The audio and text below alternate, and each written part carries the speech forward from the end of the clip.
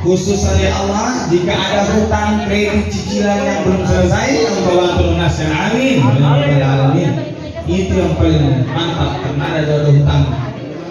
Alhamdulillah Bapak Ibu bersama dimuliakan Allah, kita masih punya waktu kurang lagi 20 menit. Kita akan berbuka puasa pada pukul 6:11. Nah, jadi kita masih punya waktu 20 menit. Insyaallah 3 menit terakhir kita akan zikir. 5 menit sebelum depan kita baca dengan doa. Alhamdulillah, tak terasa kita sudah melaksanakan ibadah puasa ke 18. Semoga setiap ibadah puasa yang kita kerjakan, tadarus Quran yang kita baca, sedekah yang terus kita keluarkan baik terang-terangan maupun sembunyi-sembunyi, semoga semuanya diterima di sisi Allah Subhanahu wa taala. Amin ya rabbal alamin. Kenapa kita bermohon agar ibadah kita diterima? Kalau ibadah kita diterima, kita akan mendapatkan apa yang dijanjikan Allah dan Rasulnya. Sebagaimana sabda Rasulullah SAW, "Man shoma Ramadhana imanan wa ihtisaban ghufira lahu ma taqaddama min dhanbihi." Hubungan kita kepada Allah dan jangan lupa hubungan kita kepada sesama. Karena dua tiket ini adalah tiket untuk selamat kita di dunia dan akhirat. Memperbaiki hubungan kepada Allah mulai dari memperbaiki kualitas ibadah sholat kita, mulai dari memperbaiki tadarus Quran kita, mulai dari memperbaiki hal-hal yang berkaitan dengan Allah Subhanahu wa taala. Insyaallah kali ini aman karena kita lagi berpuasa, pasti terjaga ibadah kita ya, masih sholat, masih baca Quran, masih berzikir. Yang kedua, ini yang kadang-kadang tidak aman, apa itu? Hablum minan nas. Memperbaiki hubungan kepada sesama ini sangat penting. Nabi SAW mengatakan sebaik-baik manusia adalah yang paling bermanfaat bagi sesama. Hayyun nas anfa'uhum linnas. Maka memperbaiki hubungan kepada sesama ini, Nabi SAW senantiasa menyampaikan kepada kita untuk terus menjadikan diri kita orang-orang yang bermanfaat. Bagaimana sih orang-orang bermanfaat? Orang-orang yang bermanfaat jamaah yang sama dimuliakan Allah. Ciri-cirinya yang pertama, ketika kehadirannya dia membawa suasana tenteram, nyaman, damai, silaturahmi di antara dia dengan orang-orang sekitar bagus, baik. Yang kalau dia berkata-kata, kata-katanya menginspirasi, memotivasi. Yang kalau ada orang susah dia tolong, ada orang butuh bantuan dia bantu, ada orang bertengkar dia aturkan. Inilah ciri-ciri di antara orang yang bermanfaat. Orang-orang seperti ini pasti ada di sekitar kita. Kalau dia tiada, kita akan cari. Kalau dia sakit, kita pasti doakan semoga disembuhkan. Bahkan kalau terdengar kabar dia meninggal dunia, semoga semua kita yang telah mengenalnya langsung berucap, ya Allah, kami bersaksi beliau orang baik, tempatkan beliau di sisi. Semoga kita termasuk di dalamnya. Amin ya rabbal alamin. Nah, kemudian jangan jadi sebaliknya, ada orang jadi sampah masyarakat. Yang bagaimana sampah masyarakat? Yang ketika dia hadir orang berbisik. Kenapa? Datang lagi tuh. Nah, itu masalah di sini. Begitu dia hadir, habis dia ceritakan aib keburukan orang. Begitu dia hadir, habis dia ungkit semua kesalahan orang. Kami selalu sampaikan Bapak Ibu, jangan suka kumpul-kumpul sama orang yang suka cerita-cerita orang. Kenapa? Kapan kita tidak ada di situ, kita jadi bahan cerita selanjutnya. Oleh karena itu, kalau ada orang suka cerita-cerita orang, sadarkan tidak boleh. Jadi harus yang terbaik. Terus bagaimana caranya Ustaz supaya kita ini senantiasa bisa mengingat kebaikan orang, supaya kita bisa meminimalisir. Kalau bukan saya bangun masjid itu tidak begitu modelnya, astagfirullah. Kalau bukan saya bangun, astagfirullah. Kenapa? Habis pahalanya nanti, betul. Maka setiap kebaikan yang kita lakukan, lupakan. Ustaz, tapi saya yang berjasa sehingga bisa seperti itu. Tidak apa-apa, Allah tahu kita berjasa, jaga terus keikhlasan kita dan tidak menyebut-nyebut kebaikan kita. Sebab nanti kemudian ada orang yang kaget. Nah, bagaimana dia kaget? Dia kaget telah melakukan banyak kebaikan, tapi pahalanya habis. Karena itu tadi banyak dia yang menggerogotnya. Lupakan yang kedua, apa lagi? Setelah kita lupakan kebaikan kita, lupakan yang kedua, lupakan kesalahan orang. Ada yang pernah jahat dengan kita, ada yang pernah buruk dengan kita, ada yang pernah zalim kita, ada yang pernah tipu kita, ada yang pernah berbuat yang tidak baik, ya sudah lupakan. Tujuannya adalah supaya hati kita senantiasa bersih. tidak kotor karena ikut membenci orang lain. Bapak Ibu, kita tidak bisa membuat semua orang cinta dan senang kepada kita, itu mustahil. Sebagaimana baginda Rasulullah SAW, manusia paling bagus akhlaknya, paling mulia budi pekertinya, tapi ternyata masih ada juga yang tidak senang dengan beliau. Buktinya masih ada Abu Jahal, Abu Lahab, Abu Goso, Abu yang lain. Apalagi cuma kita. Jadi kalau sudah melakukan kebaikan lantas ada yang tidak senang dengan kita, biarkan. Berarti hati mereka bermasalah. Namun poin pentingnya adalah jangan biarkan hati kita kotor karena itu membenci orang lain. Sudah dua hal yang kita lupakan, ingat lagi dua hal dalam hidup ini. Apa yang harus kita ingat? Yang pertama, ingat semua kebaikan-kebaikan orang sama kita. Pernah ditolong, ingat. Pernah dibantu, ingat. Pernah ada orang-orang berjasa kepada kita di lingkungan kita, ingat. Ada yang kasih pinjam uang, ingat bayar itu utang, jangan tidak dibagi utang. Padahal dulu dia bilang pinjam dulu 100 supaya hubungan tidak putus. Begitu kasih pinjam kemarin besok bayar utang, jangan. Setiap ada orang berbuat baik, ingat. Tujuannya supaya suatu waktu Allah berikan kita juga rezeki, kita juga bisa berbuat baik kepadanya, sehingga kita tidak seperti kacang lupa akan kulitnya. Ingat yang kedua apa lagi? Ingat dosa kita sama orang. Tadi saya bilang kalau orang yang buat dosa sama kita ya sudah lupakan. Orang yang pernah buat salah sama kita ya sudah maafkan.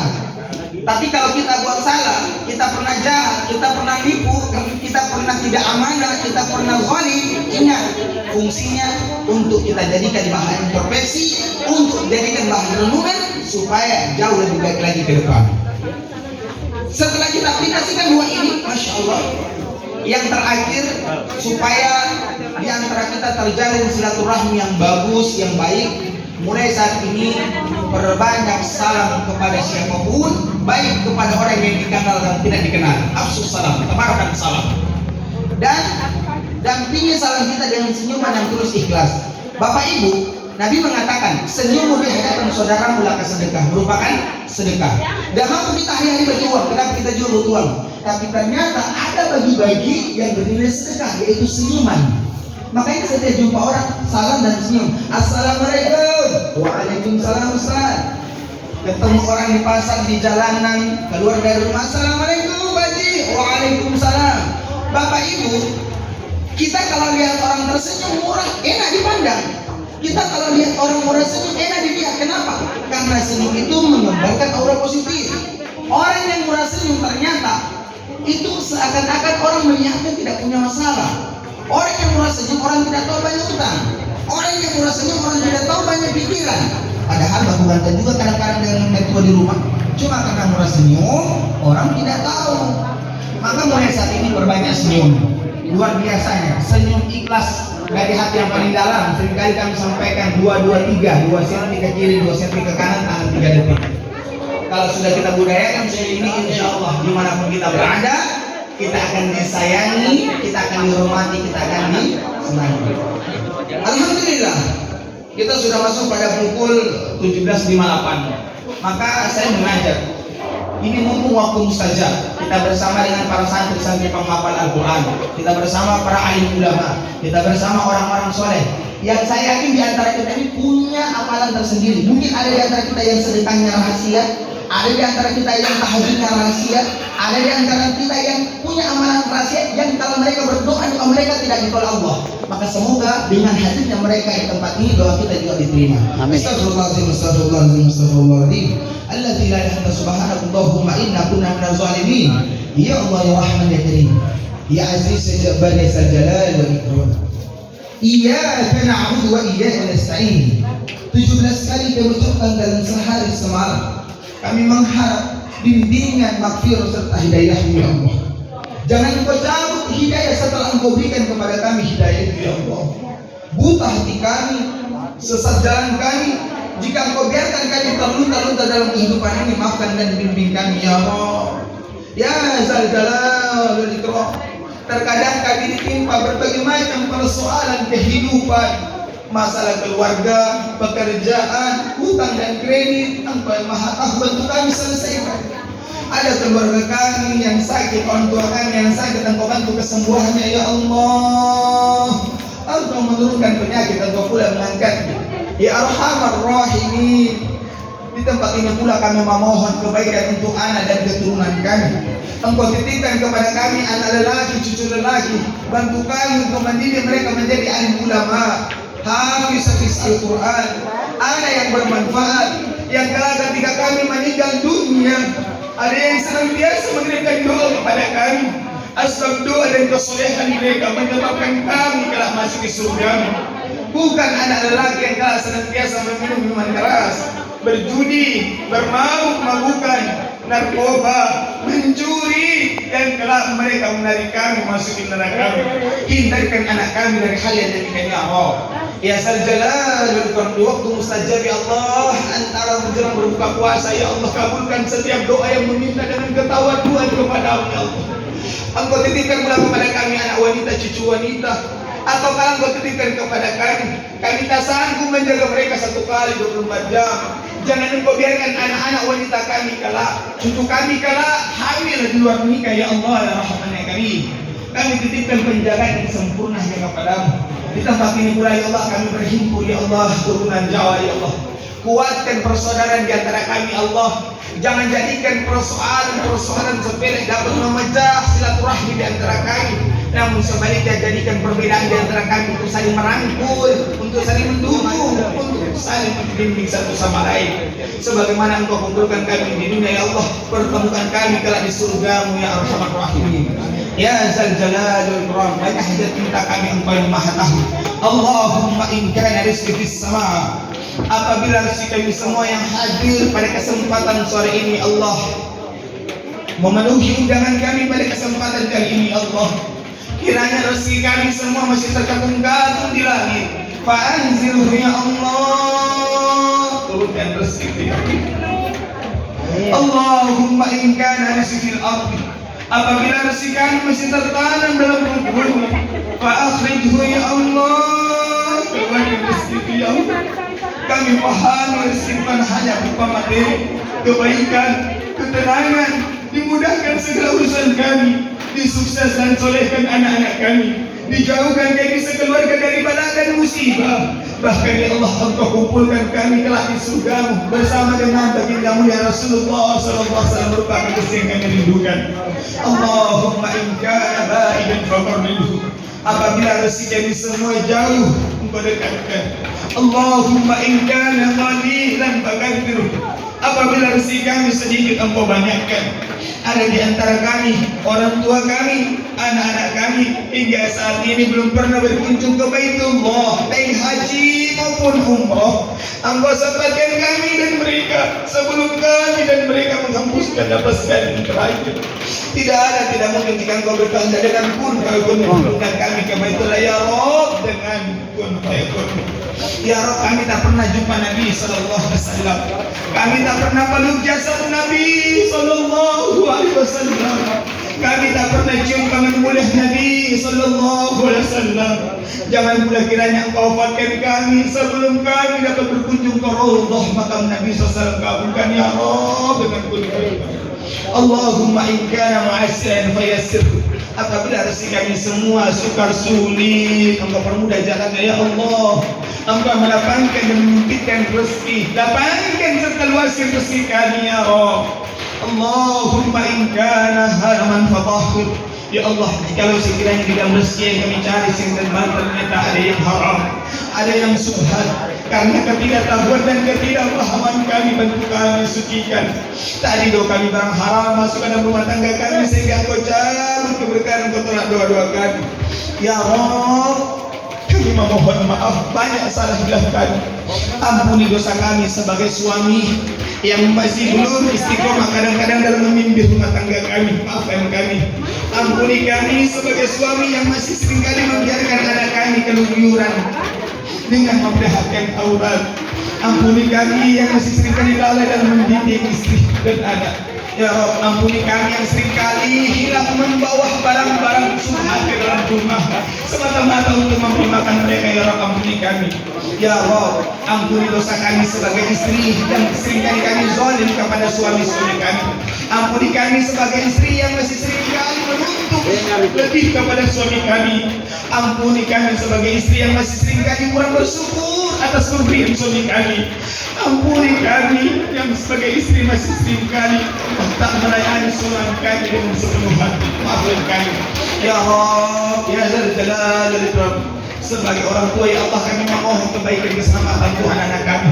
Sebagai anak ya Allah, kami memohon ampuni dosa kami.